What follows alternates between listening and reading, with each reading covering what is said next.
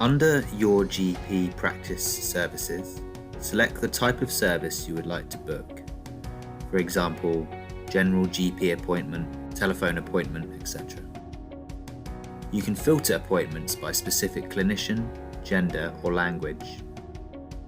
Select the date for the appointment, or use the arrows to see more available dates. Select the appropriate time. Add the reason for your appointment. For example, this might include the symptoms you're experiencing, so your GP is aware prior to your appointment.